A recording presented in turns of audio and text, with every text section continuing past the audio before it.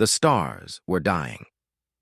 Admiral Kyung-ho stood on the bridge of his flagship, watching the last evacuation ships flee from Proxima Station. Behind them, the darkness followed. It was not the normal darkness of space, but something worse. Something that ate light itself. The Void Swarm had come to this sector 3 days ago. Now, nothing remained except twisted metal and silent worlds. "Admiral, the final transport is clear," reported his communications officer. The young Altarian's voice shook with fear. They all felt it. The end was near. Kyung-ho nodded slowly. His blue skin had turned pale with exhaustion. For 6 months, he had fought this war. For 6 months, he had watched worlds burn. The Galactic Coalition's greatest military minds had tried everything. Nothing worked. The Void Swarm was not like other enemies. It did not want territory or resources. It simply consumed. Every ship it destroyed became part of its fleet. Every world it touched became dead rock floating in space. On his tactical display, red dots showed the enemy's position. There were thousands of them now, maybe millions. The swarm grew stronger with each victory, while the coalition grew weaker with each defeat. "Sir, incoming transmission from High Command," his officer said. The hologram of Supreme Commander Vex appeared above the bridge. The crystalline being's faceted surface flickered with stress patterns. Even the mighty Vexari were afraid now. "Admiral Kyung-ho, you are ordered to retreat to Sector 7 immediately. The defense of this system is no longer possible." "Commander, there are still civilians on the outer colonies," Kyung-ho replied. "If we leave now—" "They are already lost," Vex interrupted. The crystal being's voice echoed with finality. "We cannot save them. We can only save ourselves." The Agi transmission ended. Around the bridge, his crew looked at their admiral with desperate eyes. They wanted him to say something hopeful. Something that would make this nightmare end. But Kyung-ho had no words left. He had given his best orders. His ships had fought their hardest battles. His people had died with honor. None of it mattered. The Void Swarm was too strong, too many, too hungry. "Set course for Sector 7, he said quietly. "Maximum speed." His flagship turned away from Proxima Station. The evacuation was complete. The station would be empty when the swarm arrived, just metal and air for the machines to consume. As they flew through hyperspace, Kyung-ho thought about the war's beginning. The first attacks had seemed random, small fleets of black ships appearing at the galaxy's edge. They attacked mining stations and research outposts, places with few defenses. The coalition had sent exploration teams to investigate. None returned. Then the attacks grew larger. The black ships hit trade routes and colony worlds. Still, the coalition's leaders believed they could handle this new threat. They had faced pirates and terrorists before. They were wrong. The Void Swarm was not random raiders or desperate criminals. It was something ancient and terrible. Something that had slept in the dark between galaxies for millions of years. When it woke up, it was hungry. The first major battle happened at Kepler Station. Admiral Zontar led 200 ships against a swarm fleet half that size. It should have been an easy victory. The coalition ships used their best weapons: plasma cannons that could melt asteroids, energy shields that could stop nuclear explosions, quantum torpedoes that could crack planets. The swarm ships absorbed it all. Every energy blast made them stronger. Every destroyed swarm ship rebuilt itself from the wreckage. Within hours, Admiral Zontar's fleet was gone. The swarm fleet had doubled in size. That was when the coalition realized the truth. Their advanced technology was useless. Their energy-based weapons only fed the enemy. Their sophisticated defenses meant nothing against an enemy that learned and adapted with each battle. The great species of the galaxy began to retreat. The Vexari withdrew to their crystal worlds. The Luminians fled to their energy dimensions. The Zephirites closed their hive mind networks and went silent. One by one, the coalition's member worlds went dark, Kyung-ho's ship dropped out of hyperspace near the Sector 7 defense line. What he saw made his heart sink even further. The great fortress stations were almost empty.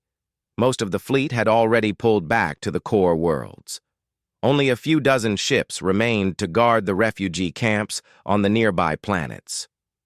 "Admiral, we're receiving new orders," his communications officer reported. This time, the message came from the Coalition Council itself. The hologram showed all 5 council species together.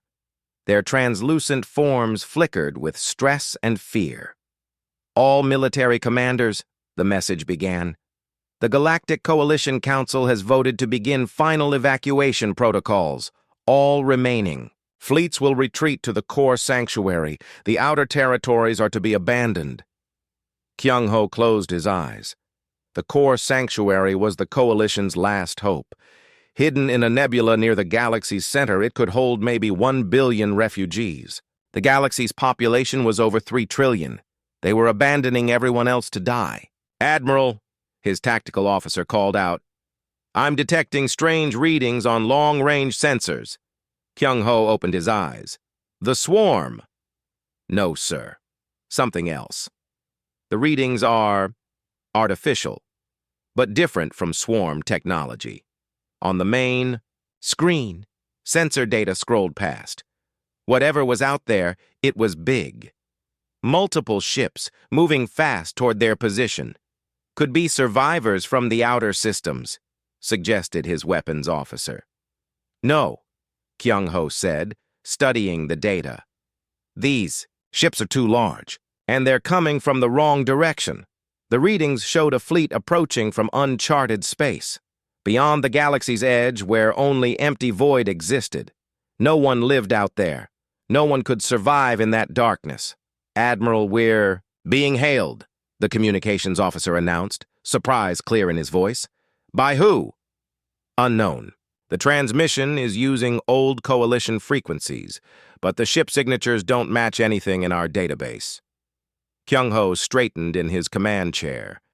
After months of defeat and retreat, any mystery was worth investigating. Put it through. The bridge filled with static. Then, through the noise, came a voice, clear and strong, speaking perfect Coalition standard. "This is Admiral Jae-min of the Terran Battle Fleet. We're coming." Silence fell across the bridge. Kyung-ho stared at the communication panel, trying to process what he had heard. "Terran?" his science officer whispered. "I've never heard of that species."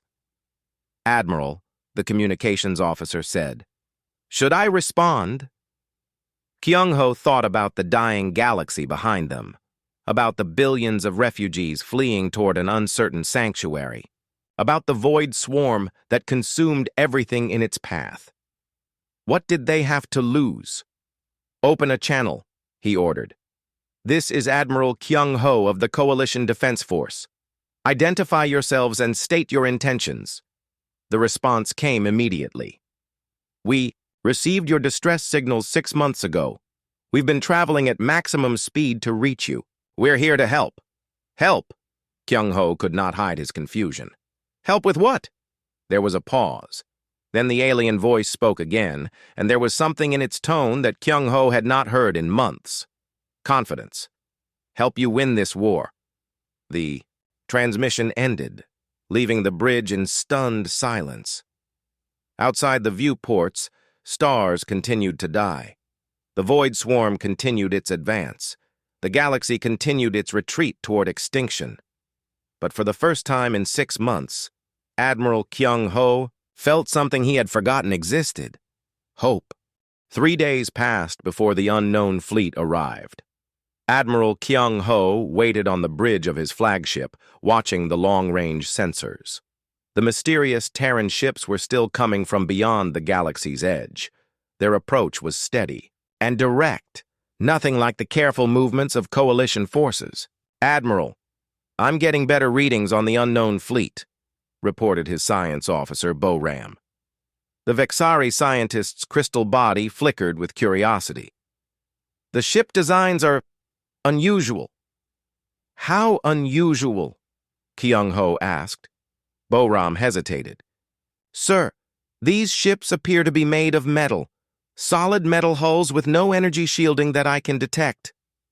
Around the bridge, officers exchanged worried glances. Metal hulls were ancient technology. No advanced species had used them for thousands of years. Energy shields were far superior in every way. Are you certain? Kyung-ho pressed. Yes, sir. And their weapons appear to be kinetic projectiles rather than energy-based systems. This news was even more disturbing. Kinetic weapons were primitive. They fired solid objects instead of plasma or energy beams. Against modern shields, they were almost useless. Perhaps they're refugees, suggested Commander Haewon from her position at the tactical station. Survivors from some forgotten colony world. Refugees don't travel in battle fleets, Kyung-ho replied, and they don't announce themselves as military forces. The truth was, nobody knew what to think. The Terran fleet was large enough to be a major military force, but their technology seemed centuries behind Coalition standards. It made no sense. Admiral, we're receiving another transmission, the communications officer announced. Put it through. The same confident voice filled the bridge. Admiral Kyung-ho, this is Admiral Jae-min. We'll be in your sector within the hour. Please prepare a meeting space for diplomatic contact. Admiral Jae-min, Kyung-ho responded. Before we proceed, I need to understand who you are and where you come from. The galaxy is at war. We cannot take unnecessary risks. Understood. We represent the human species from the Sol system. We received Coalition distress signals and have come to assist in your conflict against the Void Swarm. Kyung-ho looked at his science officer. Bo-Ram's crystal form pulsed as she searched through Coalition databases. Sol system, she reported. No record of that designation. No record of a species called human. Admiral Jae-min, Kyung-ho said carefully, our records show no contact with your species. How did you receive our distress signals? We've been monitoring Coalition communications for several decades. When your war began, we started preparing to help. Preparing how? There was a pause. Then, we built a war fleet. The simple statement sent chills through everyone on the bridge. Building a war fleet took years of planning and massive resources. These humans had been watching the galaxy and preparing for conflict long before the Void Swarm appeared. Sir, the tactical officer called out, the Terran fleet is dropping out of hyperspace. On the main screen, space rippled and twisted. Then the human ships appeared. Kyung-ho had seen many different ship designs during his career. Sleek Coalition. Vessels with flowing curves, angular Vexari crystal ships, living Zephyrite bio-vessels that looked like giant insects. The human ships looked like nothing he had ever seen. They were blocky and rough, with thick armor plating and obvious weapon ports. Instead of the elegant lines of energy-based technology, they bristled with missile tubes and cannon barrels. They looked like they were built for one purpose, fighting. How many ships? Kyung-ho asked. 57 capital ships, Admiral, plus hundreds of smaller vessels. It was a respectable fleet size, but not nearly enough to face the Void Swarm. The enemy had thousands of ships, possibly millions by now. They're requesting permission to dock a shuttle, the communications officer reported. Kyung-ho considered his options. The Coalition Council had ordered all remaining forces to retreat to the core sanctuary. He should be preparing for evacuation, not meeting with unknown aliens. But the galaxy was dying. Maybe these humans knew something the Coalition did not. Grant permission. Prepare Conference Room 7 for diplomatic contact. An hour later, Kyung-ho stood in the conference room with his senior officers. Through the viewport, he could see the human fleet maintaining formation nearby. Their ships looked even more primitive up close. The doors opened and the human delegation entered. Kyung-ho had met representatives from dozens of different species. He thought he was prepared for anything. But the humans surprised him. They looked remarkably similar to Altarians, with the same basic body structure, but their skin was not blue or scaled. It was smooth and came in different shades of brown and pink. They had hair on their heads and small round ears. Most surprisingly, they moved with obvious confidence. Not the careful politeness of diplomats, but the assured stride of warriors. The leader stepped forward and offered his hand in an unfamiliar gesture. "Admiral Kyung-ho, I'm Captain Dong-sik of the Human Diplomatic Corps. Thank you for agreeing to meet with us." Kyung-ho carefully took the offered hand. The human gripped it firmly and shook it up and down twice before releasing it. "Captain Dong-sik, welcome aboard. Please, be seated." The humans sat down across from the coalition officers. They wore simple uniforms without the elaborate decorations common among advanced species. Everything about them seemed practical and functional. "Captain," Kyung-ho began, "I must be direct. The galaxy is facing extinction. The Void Swarm has proven unstoppable. Our greatest fleets have been destroyed. Our most advanced weapons are useless. We are in full retreat." Captain Dong-sik nodded calmly. "We know. We've been watching your war for months." "Then you understand why I'm confused. Your fleet, while impressive, cannot possibly match the swarm's numbers. What do you hope to accomplish?" The human captain leaned forward. "Admiral, may I ask you something? In all your battles against the swarm, what tactics have you used?" Kyung-ho frowned at the unexpected question. "Standard coalition battle doctrine. Energy weapons, shield walls, coordinated fleet movements." "And the results?" "As I said, the swarm has proven unstoppable." Captain Dong-sik nodded again. "What if I told you that we've never tried those tactics?" "I don't understand." "Humans develop differently than coalition species. We never mastered energy weapons or shield technology. We use kinetic weapons, explosive warheads, and armor plating." Bo-ram spoke up from her position beside Kyung-ho. "Captain, with respect, kinetic weapons are primitive technology. They cannot penetrate modern energy shields." "You're absolutely right," Dong-sik agreed. "But tell me, what happens when the Void Swarm absorbs energy weapons?" "It grows stronger," Kyung-ho admitted. "And what happens when it encounters kinetic weapons?" The question hung in the air. Nobody had an answer because nobody had tried kinetic weapons against the swarm. Commander Hae-won leaned forward. "Are you suggesting that primitive weapons might be more effective than advanced ones?" "I'm suggesting that the swarm adapted to fight energy-based civilizations. It learned to absorb and redirect energy attacks, but it may not know how to handle solid projectiles traveling at high speed." Kyung-ho felt a strange sensation in his chest. It might have been hope, but he had learned not to trust that feeling. "Captain, even if you're correct, your fleet is still vastly outnumbered." Dong-sik smiled, and there was something unsettling about the expression. "Admiral, you've been fighting a defensive war, trying to protect things, trying to save worlds and preserve lives. Of course, that's what military forces do, not human." "Military forces!" The room fell silent. "What do human military forces do?" Kyung-ho asked quietly. Captain Dong-sik's smile grew wider. "We destroy the enemy."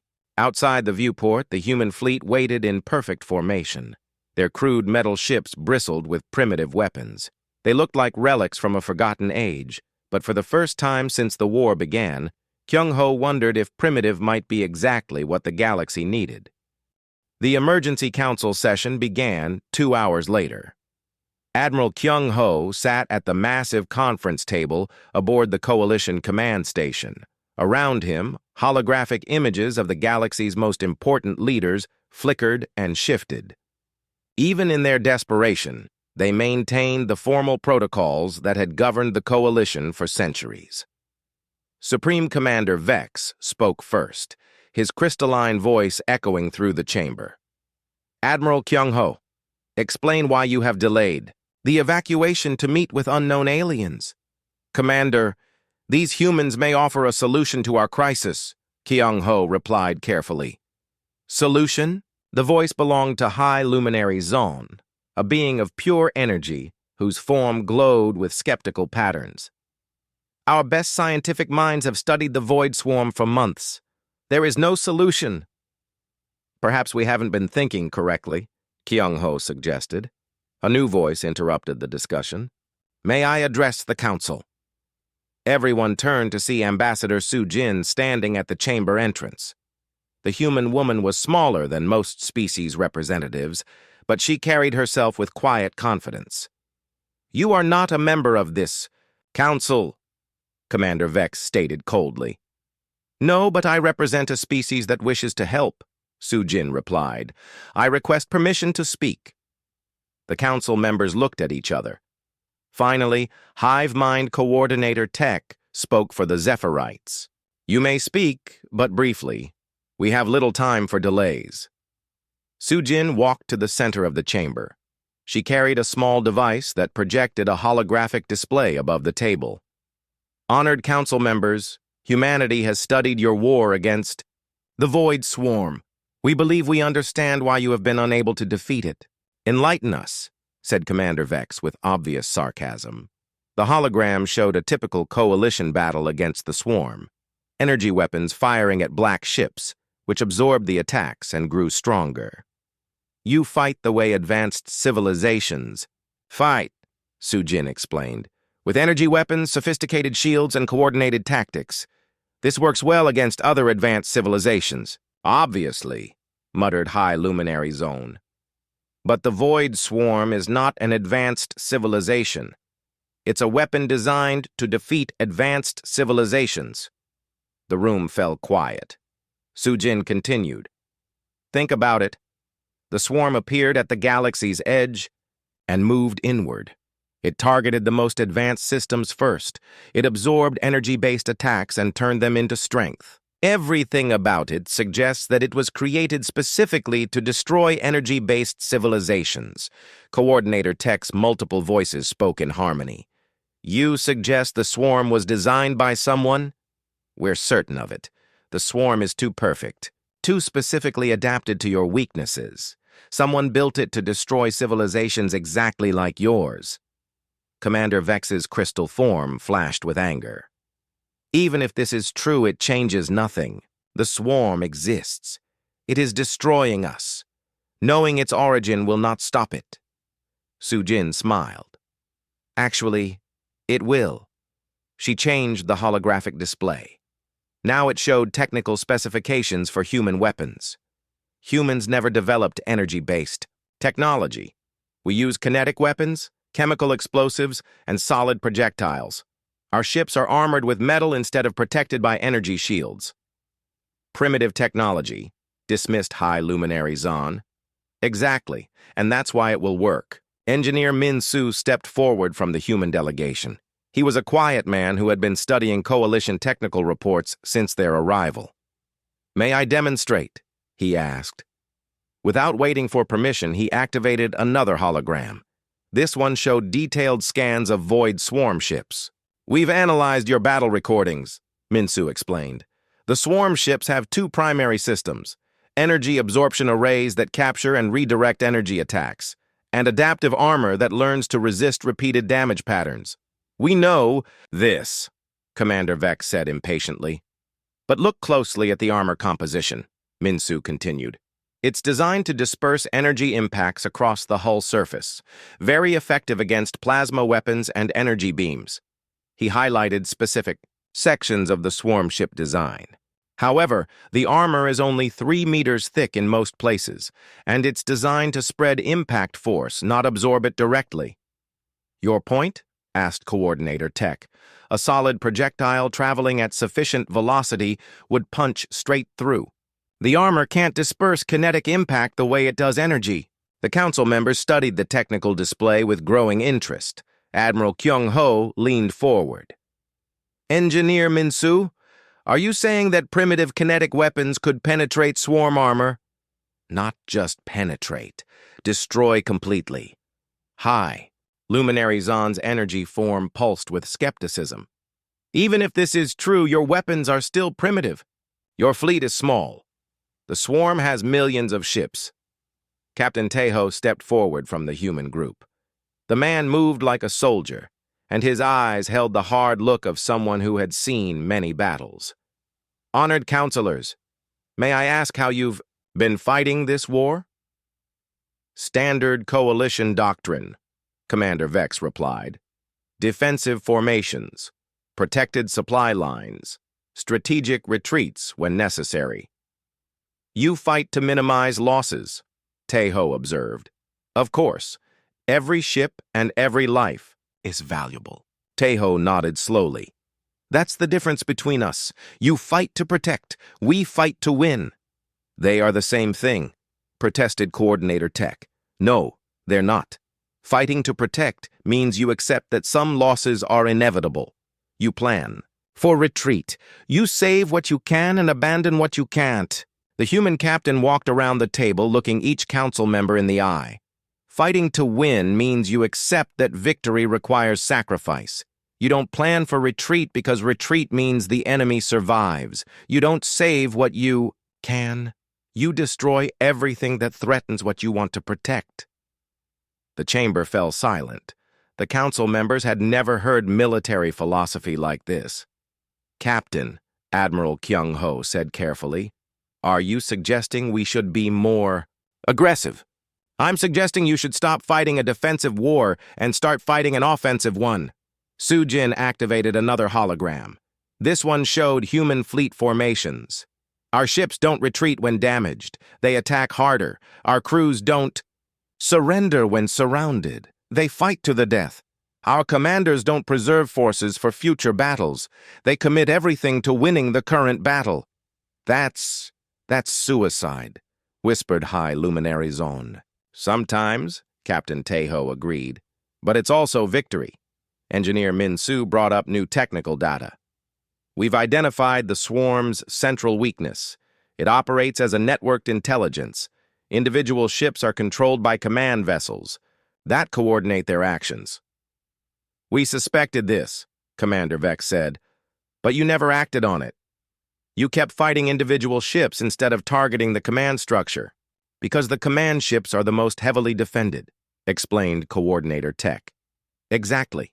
So you need to be willing to sacrifice ships to reach them. The room erupted in shocked voices. The idea of deliberately sacrificing ships was horrifying. To coalition thinking, Admiral Kyung-ho raised his hand for silence. Engineer Min-Su, what are you proposing? A direct assault on the swarm's command vessels. Use our kinetic weapons to punch through their defenses while your surviving ships provide support. How many ships would we lose? Asked Commander Vex. Captain Tejo answered before Min-Su could speak. All of them, if necessary. The statement hit the chamber like a physical blow. Several council members actually stepped backward. You're talking about the complete destruction of our remaining forces, High Luminary Zon said in horror. I'm talking about winning the war, Tejo replied calmly. Sujin stepped forward again. Honored Council, you have a choice.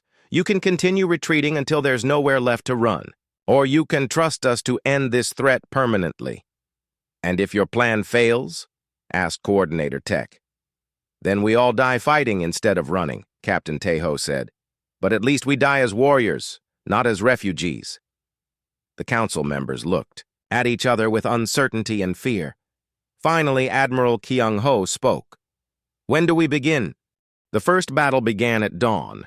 Admiral Kyung-ho watched from his command bridge as the human fleet moved into attack formation. What he saw made no sense according to everything he knew about space combat. The human ships were spreading out in a wide line flying directly toward the void swarm. No defensive formations, no protective shields, no careful maneuvering to minimize losses. Admiral, the human fleet is approaching the enemy at maximum speed, reported his tactical officer. They're not even trying to avoid the swarm's weapons. I can see that, Kyung-ho replied, trying to keep the worry out of his voice. The void swarm had arrived in the system 6 hours ago. 300 black ships moving in perfect coordination. Their sensors had immediately detected the coalition forces and begun advancing for what should have been another easy victory. Commander So Young's voice crackled over the communication. System from her destroyer. Coalition vessels, this is Commander So Young. We're beginning our attack run. Please maintain your positions and be ready to support us. Commander, Kyung-ho responded. Your formation appears highly vulnerable. The swarm will concentrate all its fire on your ships. That's the idea, Admiral. We want them to focus on us. Before Kyung-ho could ask what she meant, the battle began. The Void Swarm opened fire first. Streams of dark energy lanced out from their ships, striking the approaching human vessels. Kyung-ho expected to see the human ships destroyed instantly. Instead, something amazing happened. The dark energy struck the human ship's metal hulls and simply bounced off. Some of it was absorbed by the armor plating, but most of it scattered harmlessly into space. Their hulls are deflecting the energy weapons, Boram announced in amazement. The solid metal is not conducting the dark energy the way our shield systems do. How is that possible? Kyung-ho asked. The swarm's weapons are designed to interact with energy fields, Boram explained rapidly. But crude matter doesn't respond. The same way, it's like trying to hack a computer that isn't connected to any network. On the main screen, the human ships continued their charge.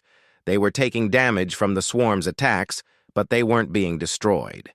Pieces of armor flew off their hulls. Sections of their ships caught fire, but they kept coming. Then the human ships entered weapons range. What happened next would be talked about for generations. The human destroyers opened fire with their kinetic weapons. Solid metal projectiles launched from magnetic accelerators streaked across space at incredible speeds. When they hit the Void Swarm ships, the results were devastating.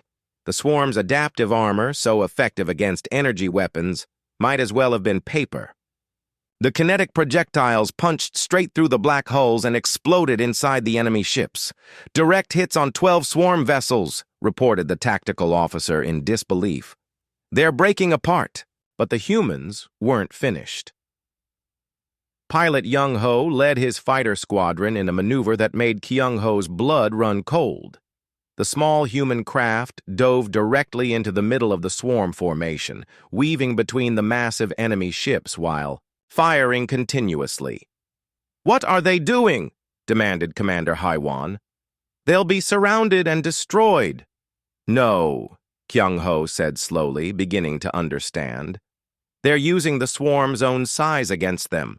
The Void Swarm ships were enormous and heavily armed, but they moved slowly. The human fighters were small and fast. When the swarm ships tried to target the fighters, they risked hitting each other with their own weapons." Young-ho's fighters zipped between the enemy vessels like insects, firing their weapons at point-blank range. Their small kinetic cannons weren't powerful enough to destroy the big swarm ships, but they could damage critical systems. "Fighter squadron targeting enemy sensor arrays," came Young-ho's voice over the radio. "Their coordination is breaking. Down." Kyung-ho watched in amazement as the perfectly organized swarm formation began to fall apart. Without their sensors, the individual ships couldn't coordinate their movements. They started bumping into each other and firing at shadows. Commander So Young's destroyer group pressed their advantage. Her ships launched volleys of missiles at the confused swarm vessels. But these weren't energy-based missiles like the Coalition used. They were simple explosive warheads with solid metal casings. When the missiles hit their targets, they created massive explosions inside the swarm ships. The enemy vessels, designed to absorb and redirect energy, had no defense against old-fashioned chemical explosives. "Swarm formation is collapsing," reported the tactical officer. 87 enemy ships destroyed or disabled. "In less than an hour," Boram added in wonder. But the battle wasn't over yet. The remaining swarm ships began to adapt. Their artificial intelligence systems analyzed the human attacks and started developing countermeasures. Some ships began spinning rapidly to deflect kinetic projectiles. Others started using debris fields as shields. Commander So Young saw the danger immediately. "All ships, the enemy is learning our tactics. Execute Plan 7. Kyung-ho didn't know what Plan 7 was, but he watched it unfold with growing amazement. The human ships suddenly changed their attack pattern completely. Instead of firing their weapons at the swarm ships, they started ramming them. "They're using their ships as weapons," Commander Haewon gasped. The human vessels accelerated to maximum speed and crashed directly into the swarm ships. The impacts were devastating. Both ships were usually destroyed in the collision, but the humans seemed to consider this an acceptable trade. "Commander So Young, you're losing too many ships," Kyung-ho called over the radio. "Admiral, we're not losing ships. We're spending them." The distinction hit Kyung-ho like a physical blow. The humans didn't see their vessels as things to be preserved. They saw them as tools to be used up in pursuit of victory. One of So Young's destroyers, badly damaged and losing power, suddenly accelerated toward the largest swarm ship in the formation. The enemy vessel tried to move out of the way, but it was too slow. The collision created a fireball that could be seen from halfway across the system. "Direct hit on swarm command vessel," Young-ho reported from his fighter. "The remaining ships are losing coordination." Without their command ship, the surviving swarm vessels began acting independently.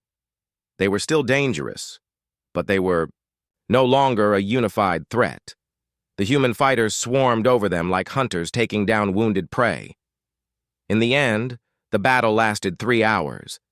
When it was over, the Void Swarm force had been completely destroyed. Not a single enemy ship escaped. The cost had been heavy. Commander So Young had lost half her destroyer group. Young-ho's fighter squadron was down to 6 craft out of 24, but they had won. Admiral Kyung-ho stared at the battle zone in shock. Floating debris marked the positions where 300 swarm ships had been destroyed. For the first time since the war began, a coalition force had achieved total victory against the enemy. "Admiral," his communications officer called out, "Commander So Young is requesting permission to salvage enemy technology." "Salvage?" Kyung-ho asked in confusion. "Yes, sir. She says the human engineers want to study swarm weapon systems." "For what purpose?" Commander So Young's voice came over the radio, calm despite the fierce battle she had just fought. "To make better weapons, Admiral. This was just the first test. Now we know their weaknesses. Next time, we'll hit them even harder." Kyung-ho looked out at the debris field where hundreds of enemy ships had been destroyed by a force a fraction of their size. For the first time in months, he allowed himself to believe that the war might actually be winnable. But first, they had to convince the rest of the galaxy to fight like humans. The news of humanity's victory spread across the galaxy like wildfire. For the first time in 8 months, a coalition force had completely destroyed a Void Swarm fleet. The impossible had happened. Hope began to stir in hearts that had given up on survival. Admiral Kyung-ho stood in the communication center, watching as species leaders from across the galaxy appeared on holographic displays. The Vexari were emerging from their crystal fortresses. The Luminians were returning from their energy dimensions. Even the secretive Zephyrite were opening their hive mind networks again. "Admiral Kyung-ho," came the voice of Supreme Commander Vex. "Confirm your battle report. You claim total victory with no enemy survivors." "Confirmed, Commander. The human fleet destroyed all 300 swarm vessels." "At what cost?" Kyung-ho looked at the casualty reports. By coalition standards, the losses were shocking. 43. Human vessels destroyed. Over 2,000 human casualties. Gasps echoed from the assembled leaders. To lose so many ships and crew in a single battle was considered a disaster by coalition thinking. "This is unacceptable," declared High Luminary Zahn. "No victory is worth such losses." Admiral Jaemin's voice cut through the chatter. The human commander had arrived at the communications center to address the galaxy's leaders directly. "Honored counselors, may I speak?" "Admiral Jaemin," Commander Vex said coldly, "your tactics may have won this battle, but the cost is too high. Civilized species do not throw away lives so carelessly. Jamin stepped forward, his face calm but determined. Commander, how many lives have been lost to the Void Swarm since this war began? The question hung in the air. Everyone knew the answer, but nobody wanted to say it. Trillions, Coordinator Tech finally admitted in the multiple voices of the Zephyrite hive mind. And how many swarm ships were destroyed in all those battles? Another uncomfortable silence. None that stayed destroyed, High Luminary Zahn said quietly. So trillions died for no gain, Jamin observed. We lost 2,000 people and eliminated 300 enemy ships permanently. Which approach actually saves more lives? The galactic leaders had no answer for that logic. Captain Yunji stepped forward from the human group. She was a Marine commander, a soldier who fought on the ground instead of in space. Her uniform was different from the Navy officers, marked with scars from close combat. Counselors, may I tell you about the worlds we've recaptured? Recaptured? Commander Vex asked in surprise. Yes. While our fleet was fighting in space, our ground forces have been retaking planets that the swarm had conquered. This news shocked the assembled leaders even more than the space battle victory. That's impossible, protested Coordinator Tech. Once the swarm takes a world, it becomes uninhabitable. The surface is stripped of all resources. Not if you act. Quickly, Captain Yunji replied. The swarm doesn't destroy planets immediately.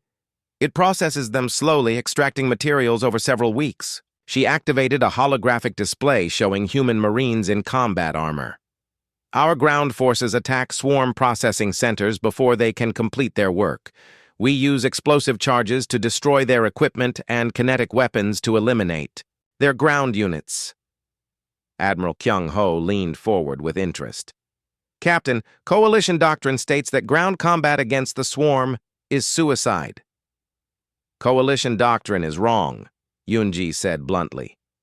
Your species fight from a distance. You use energy weapons and try to avoid close contact. This doesn't work against swarm ground units. Why not? Because swarm units on the ground are different from their ships. They're designed for close-range resource extraction, not long-range combat. They're actually vulnerable to direct assault. She changed the display to show recordings of human Marines fighting swarm ground forces. The images were shocking to Coalition observers. The humans fought with weapons that shot metal bullets. They used grenades that exploded with chemical fire. They carried knives and clubs for hand-to-hand combat. Most disturbing of all, they seemed to enjoy it. This is barbaric, whispered High Luminary Zahn. This is effective, Captain Yunji corrected. We've retaken 12 worlds in the past month. Worlds that your leaders had written off as lost forever. Colonel In-ho joined the discussion. He commanded human army units, soldiers who specialized in holding territory rather than just attacking it. The swarm expects resistance to collapse after initial contact, he explained. When we keep fighting, when we refuse to retreat, their artificial intelligence systems can't adapt properly. You're describing mindless aggression, Commander Vex accused. No, we're describing controlled violence applied with strategic thinking, In-ho replied. Every human soldier understands the mission. Every attack serves a larger purpose. Engineer Wu Jin stepped forward with technical data. Counselors, we've discovered something important about swarm technology. Their ships and ground units are powered by energy absorption systems. But there's a limit to how much energy they can store. What kind of limit? Asked Bo Ram, the Vexari scientist. Overload the system and it explodes, Wu Jin explained simply. He showed technical diagrams of modified human weapons. We've been experimenting with ship engines as weapons. Instead of using them for propulsion, we detonate them inside enemy vessels. The idea horrified the galactic leaders. You're destroying your own ships deliberately? Coordinator Tech asked in disbelief. When necessary, Wu Jin confirmed. A ship engine explosion inside a swarm vessel destroys not just that ship, but often several others nearby. One of our destroyers can eliminate an entire enemy formation. At the cost of the destroyer and its crew, High Luminary Zahn pointed out. Yes, but those crew members saved thousands of lives on the worlds that would have been destroyed if the swarm formation had survived. Admiral Jamin stepped forward again. Counselors, I understand that our methods seem extreme to you, but consider the results. In 1 month of fighting, human forces have achieved more victories than the Coalition managed in 8 months of warfare. Your casualties, Commander Vex began, are acceptable losses in pursuit of total victory, Jamin interrupted. Every human who joins our military understands that they may be called upon to sacrifice their life for the greater good. Dr. Jiwan, the head of human research teams, spoke up for the first time. There's something else you need to understand about the swarm. We've been studying captured technology and prisoner interrogations. Prisoners? Several voices asked at once. Swarm units that were damaged but not destroyed. We've learned to disable them without triggering their self-destruct systems. This was completely new information to the Coalition. What have you learned? Admiral Kyung-ho asked. The swarm is not just a weapon. It's a test. The room fell silent. A test for what? Commander Vex demanded. To determine which civilizations are worth preserving, Dr. Jiwan explained. The swarm was created by an ancient species that wanted to eliminate weak civilizations and identify strong ones. That's impossible, protested High Luminary Zahn. The evidence is clear.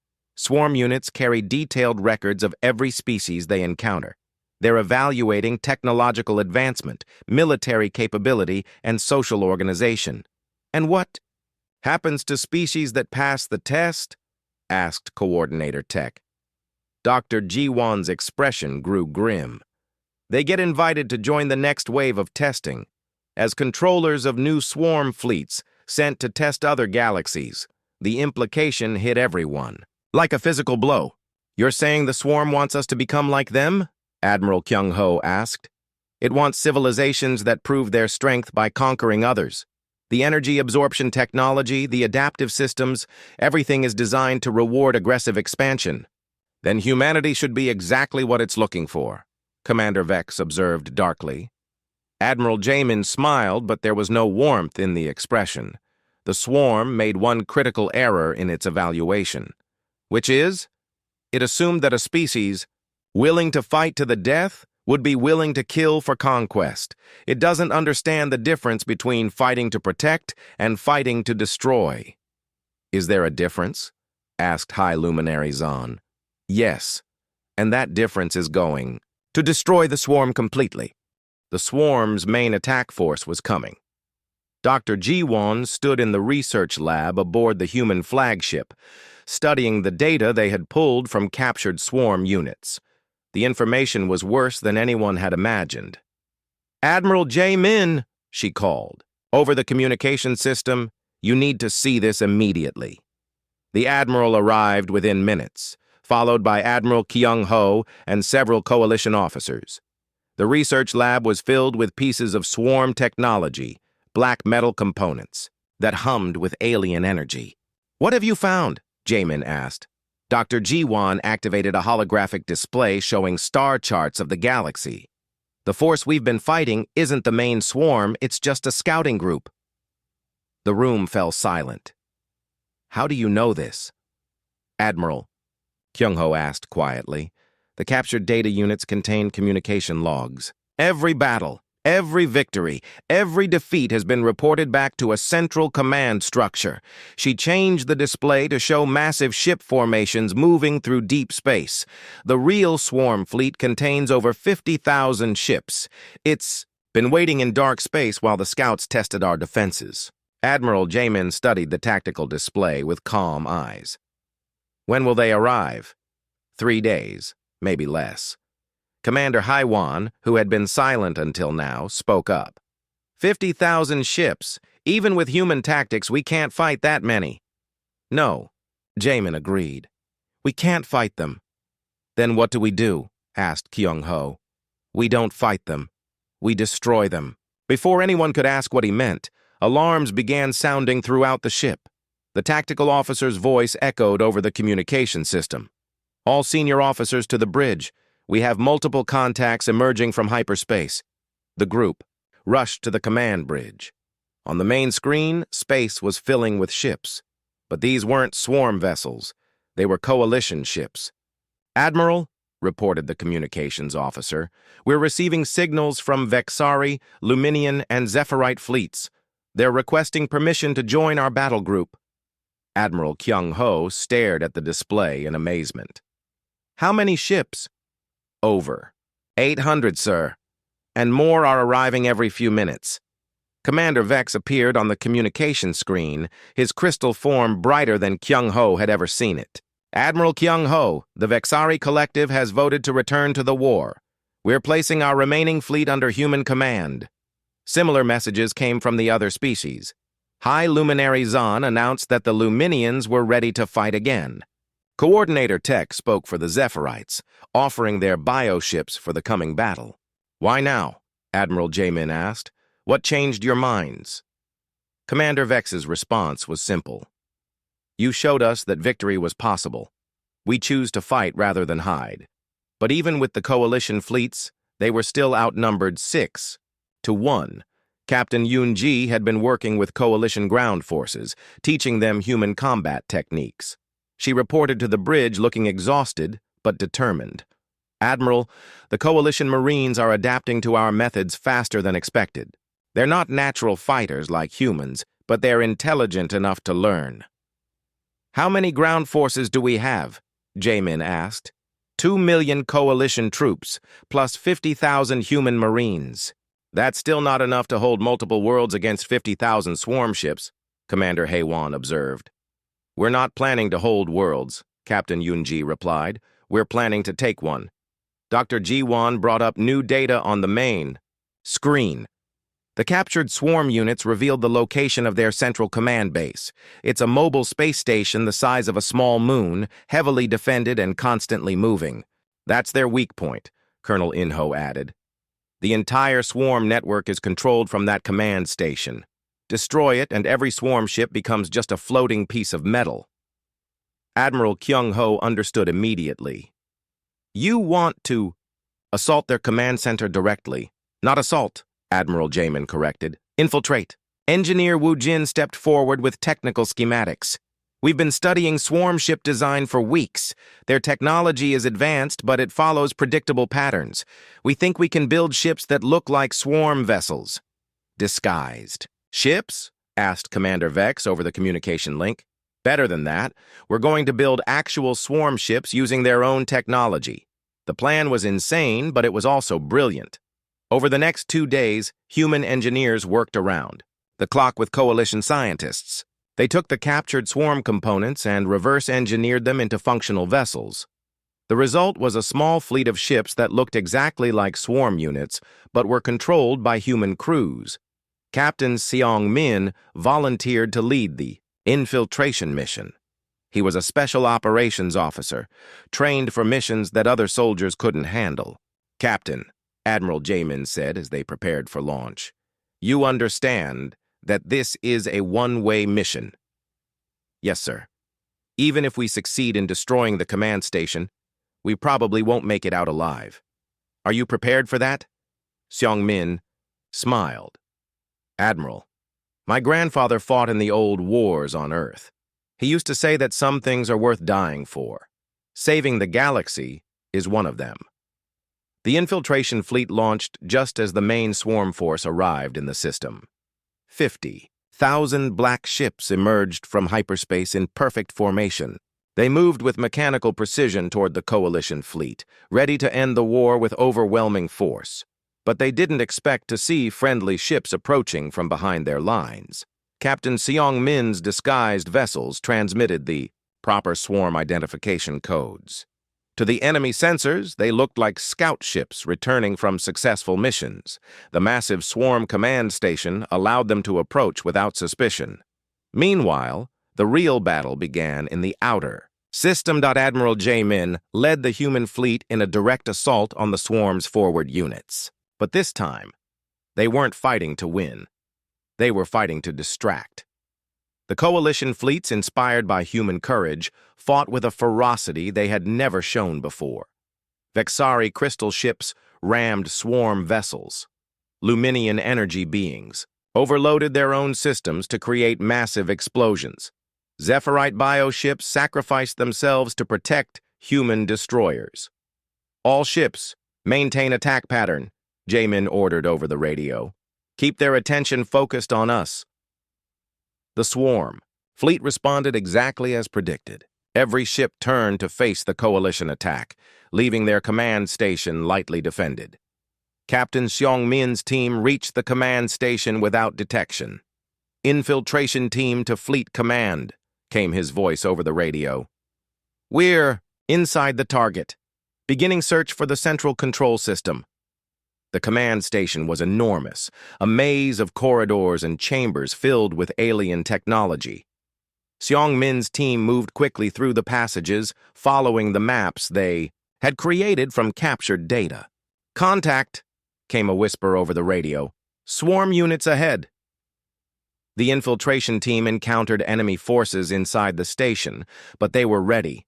Human weapons fired kinetic rounds that tore through swarm armor. Chemical explosives destroyed. Alien machinery.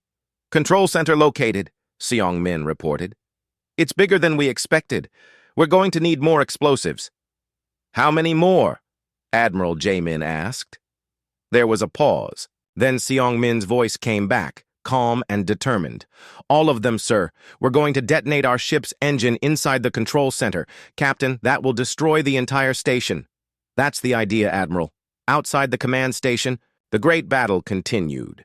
Human and coalition ships fought desperately against impossible odds, buying time for the infiltration team to complete their mission. Charges set, came Xiong Min's final transmission. Tell my family I died well. The explosion could be seen across the solar system. The explosion lit up the darkness of space like a new star. Admiral Jamin watched from his flagship's bridge as the swarm command station disappeared in a ball of fire and energy. Captain Xiong Min's sacrifice had worked. The massive alien structure was gone, taking with it the central intelligence that controlled the entire swarm fleet. But the 50,000 swarm ships were still there. For a moment, nothing happened.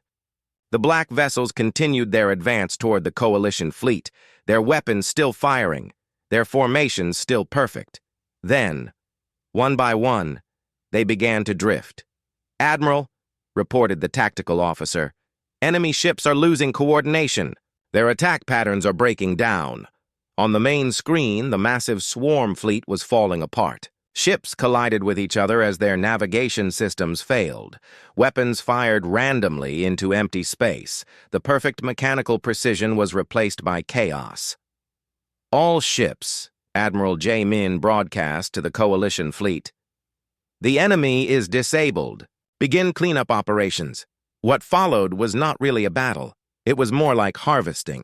The coalition ships moved through the drifting swarm vessels, destroying them one by one with kinetic weapons and explosive charges. Some swarm ships tried to fight back, but without central coordination, they were easy targets. Individual vessels could not match the combined tactics of the human and coalition forces. Admiral Kyung-ho's voice came over the communication system from his flagship. Admiral Jamin, we're receiving surrender signals from several swarm units. Surrender signals? Jamin asked in surprise. Yes, sir. Some of the ships are broadcasting data packages instead of fighting. Our translators are working on them now. Dr. Ji-won, who had been monitoring communications, stepped forward. Admiral, I'm reading the surrender messages. They're not what we expected. Explain. The swarm units aren't actually surrendering. They're congratulating us. The bridge fell silent. Congratulating us for what? Commander Haiwan asked. Dr. Ji-won activated a holographic display showing the translated messages. For passing the test, for proving that our civilization is worthy of survival. Admiral Jamin studied the alien text with growing understanding and horror. The swarm was never meant to destroy us completely. It was designed to identify civilizations strong enough to join its creators. Join them how? Admiral Kyung-ho asked over the radio. By becoming the next generation of testers. The messages contain coordinates for other galaxies and instructions for building new swarm fleets. The implications hit everyone like a physical blow. They want us to do to other galaxies what they did to us, Commander Hae-won said quietly. Exactly. The test isn't just about survival. It's about proving that we're willing to become conquerors ourselves. Admiral Jae-min looked around the bridge at his officers. Human and coalition personnel stood together, united by months of shared struggle. What do the messages say will happen if we refuse? Dr. Ji-won's face grew pale. They don't say. I don't think the swarm's creators ever considered that possibility. Then they don't understand humans very well, Jae-min said grimly. Over the next several hours, the coalition fleet systematically destroyed every remaining swarm vessel. The aliens had expected their test subjects to preserve the technology and use it for conquest. Instead, the human-led forces made sure nothing survived. Commander So-young led her destroyer squadron in the final cleanup operations. Her ships used their kinetic weapons to break apart the largest swarm vessels, ensuring that no trace of the alien technology remained functional. So-young to Fleet Command, came her voice over the radio. All enemy vessels destroyed. No survivors. Detected. Confirmed. Return to formation. But the victory felt hollow. Even as they celebrated the end of the swarm threat, everyone understood what they had learned about the galaxy's true nature. Ambassador Su-jin arrived on the bridge carrying data tablets full of information extracted from the swarm databases. Admiral, we've decoded more of their records. The test has been conducted in dozens of galaxies over millions of years. What happened to the civilizations that passed? Jae-min asked. They became part of the system, generation after generation, creating new swarm fleets and testing new galaxies, an endless cycle of conquest and expansion. And the civilizations that failed? Su-jin's expression grew dark. Complete extinction, every world stripped of resources, every species eliminated. Admiral Kyung-ho's image appeared on the communication screen. Admiral Jae-min, the Coalition Council is requesting an immediate meeting. They want to discuss what we do with this information. What's to discuss? Commander, Hae-won asked. We destroyed the swarm. The threat is over. Not quite, Dr. Ji-won said quietly. The swarm was controlled from this galaxy, but there are other command centers in other galaxies. When our test period expires and no new swarm fleets are launched, they'll send investigators. How long do we have? Jae-min asked. According to their records, successful civilizations are expected to begin testing new galaxies within 50 years. And if we don't, they'll assume we failed the test after all, and send a much larger force to eliminate us. The bridge fell silent as everyone absorbed this information. Engineer Woo Jin, who had been quiet during the discussion, suddenly spoke up. Admiral, what if we give them what they expect? You mean launch attacks on other galaxies? Jae-min asked, in shock. No, sir. I mean make them think we're launching attacks on other galaxies. Everyone turned to look at the engineer. Explain, Jae-min ordered. The swarm creators are monitoring from a distance. They're not here in person. They rely on reports from their test fleets to know what's happening. So we send them reports, false reports. We make them believe that we're successfully conquering other galaxies while actually doing something completely different. Dr. Ji-won's eyes lit up with understanding. We could use the captured swarm technology to create fake signals, make it look like we're following their instructions while actually protecting other galaxies from future tests. How would that work? Asked Commander Hae-won. Engineer Woo Jin activated a technical display. We build monitoring stations at the edge of our galaxy. They broadcast fake conquest reports to the swarm creators while actually serving as early warning systems for other galaxies.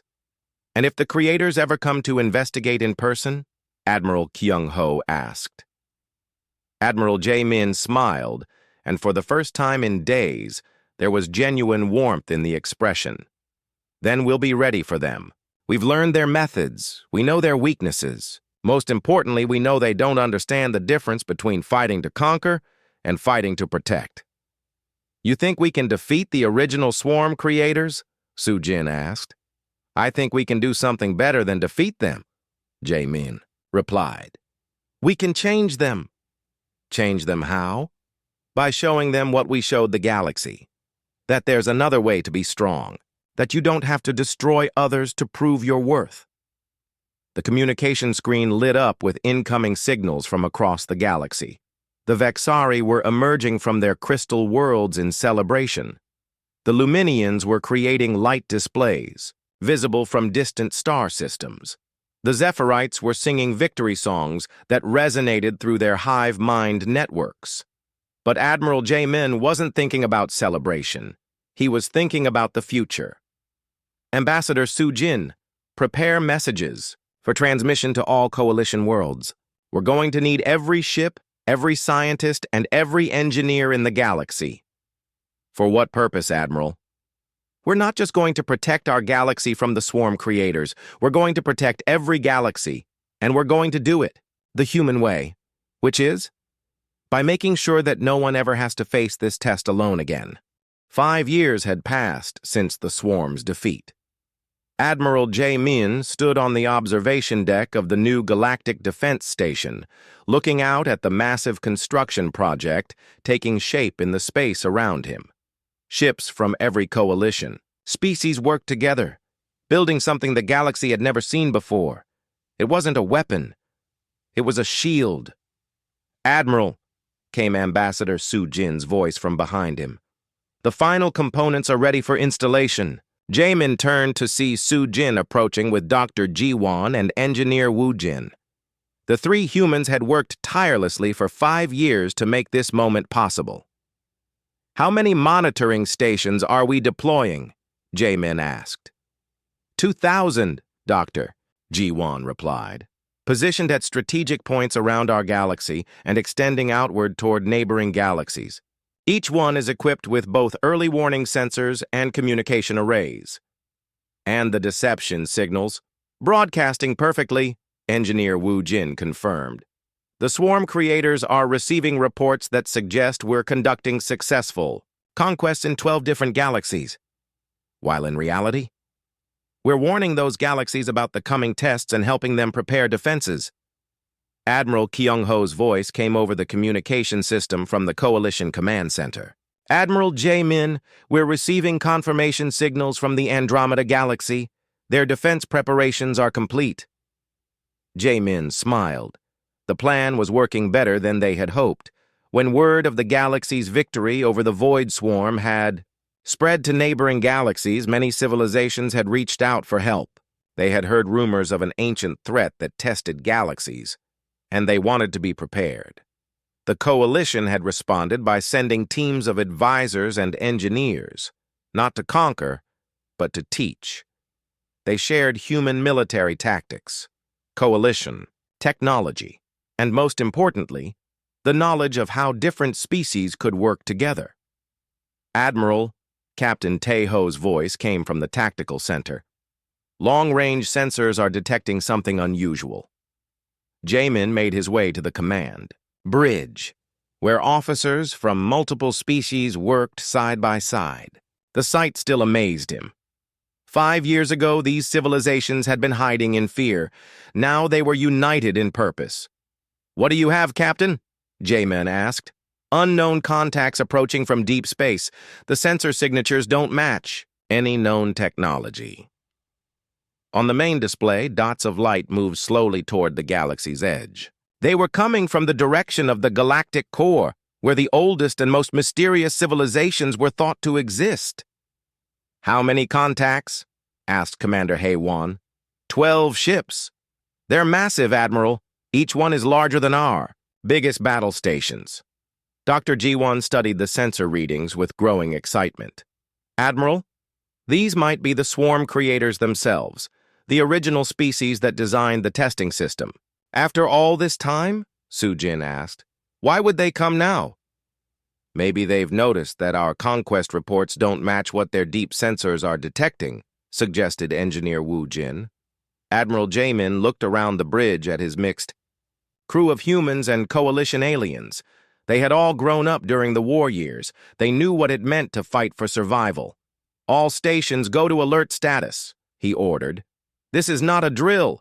Across the galaxy, the defense network activated. Warning signals went out to every world, every fleet, every monitoring station. The message was simple. The final test was beginning. But this time, the galaxy was ready. The 12 massive ships approached slowly, broadcasting no signals and responding to no communications. They moved with the same mechanical precision as the Void Swarm, but their technology was clearly more advanced. When they reached the galaxy's outer edge, they stopped. Then they began to scan everything. They're conducting detailed sensor sweeps of our entire galaxy, reported the science officer. Every world, every ship, every space station. Looking for what? Asked Commander Haywan. Evidence of conquest fleets that should exist but don't, Dr. Jiwan answered grimly. The scanning continued for hours. The alien ships moved methodically through the galaxy's outer regions, their sensors penetrating deep into space to map every structure they could find. Finally, one of the ships broadcast a signal. It was in the same language as the old swarm communications, but the message was different. Translation coming through, announced the communications officer. They're requesting a meeting with our leadership. A meeting? Admiral Jamin asked in surprise. Yes, sir. They want to discuss our performance during the test period. Admiral Kyung-ho appeared on the communication screen from his flagship. Admiral Jamin, this could be a trap. The swarm creators might be planning to eliminate us for failing to follow their instructions. Or, suggested Ambassador Su-jin, they might be curious about why we chose a different path. Jamin considered the options. They could refuse the meeting and fight. The galaxy's defenses were strong, and they had learned much about combating advanced alien technology. But fighting would only lead to more destruction and death. Signal the alien ships, Jamin decided. Tell them we accept their request for a meeting. The meeting took place aboard the largest alien vessel, a massive structure that seemed to be part ship and part living organism. Admiral Jamin led a small delegation that included representatives from every major coalition species. The interior of the ship was unlike anything they had ever seen. The walls pulsed with organic patterns, and the air itself seemed to shimmer with energy. Their hosts were waiting in a vast chamber at the ship's center. The swarm creators were not what anyone had expected. They looked ancient beyond measure, with bodies that seemed to be made of crystallized starlight. They moved slowly and spoke in voices that resonated with the wisdom of millions of years. We are the Guardians, their leader said in perfect coalition standard. We have watched the galaxy grow for eons uncounted. You're the ones who created the Void Swarm, Admiral Jamin stated. We created the test, yes, as we have created tests for thousands of galaxies across the universe. To identify civilizations worthy of conquest, Ambassador Su-jin added. The Guardian leader paused, and something like surprise flickered across its ancient features. Conquest? No. Young ones. The test was never about conquest. The delegation exchanged confused glances. Then what was it about? Asked Admiral Kyung-ho. Cooperation. The word hung in the air like a revelation. Every galaxy faces the same challenge, the Guardian continued. Species evolve separately, developing different technologies and cultures. Most remain isolated, suspicious of others, fighting among themselves. And the swarm? Dr. Jiwan asked. The swarm forces different species to work together or perish together. It removes the luxury of isolation and demands unity. By threatening to destroy everyone, Commander Haywan pointed out. Because nothing else works, the Guardian replied sadly.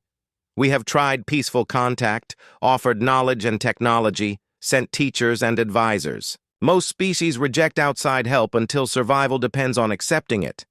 Admiral J. Mean began to understand. The test isn't about becoming conquerors, it's about becoming protectors. Precisely. Civilizations that pass the test are invited to help test other galaxies, not to destroy them, but to unite them. And the ones that fail are left alone until they're ready to try again. The swarm is withdrawn and they're given time to grow. The Guardian leader gestured toward the delegation.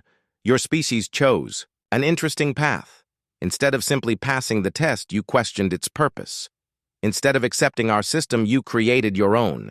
We don't believe in forcing unity through fear, Jamin said. Then show us a better way. The challenge was simple and profound. Over the following months, the Guardians worked with coalition scientists and engineers to redesign the testing system. Instead of sending swarm fleets to threaten galaxies, they would send teachers and advisors. Instead of forcing cooperation through fear, they would inspire it through hope.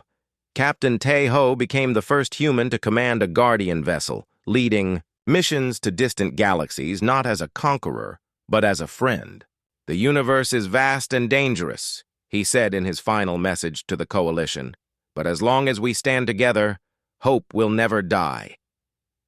Admiral J. Mean watched from the observation deck as the new fleet prepared to depart.